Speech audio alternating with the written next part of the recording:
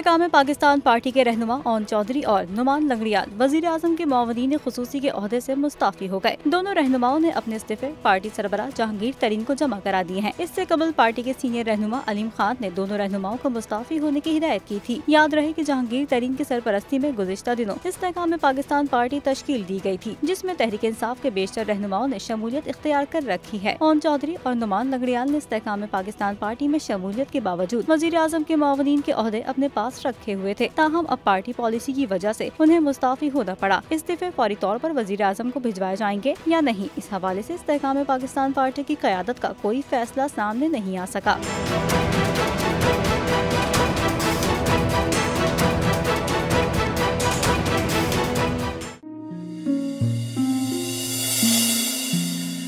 अपना घर यूं मईशत का पहिया भी घूमेगा, मजदूर भी सर उठा के जिएगा।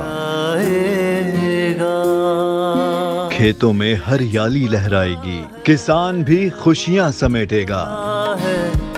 वक्त गुजर उम्मीद के चिराग जलते रहेंगे, महंगाई से भी जान छूटेगी। फैसले की घड़ी पाकिस्तान जीता है और पाकिस्तान ही जीतेगा।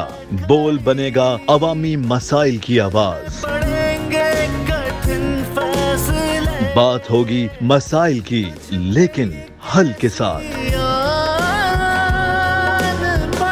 देखिए खुसूसी नशरियात मिशन मईशत बुध के रोज 1 बजे सिर्फ बोल न्यूज पर। सब्सक्राइब करें और बेल दबाएं ताकि कोई खबर रह न जाए।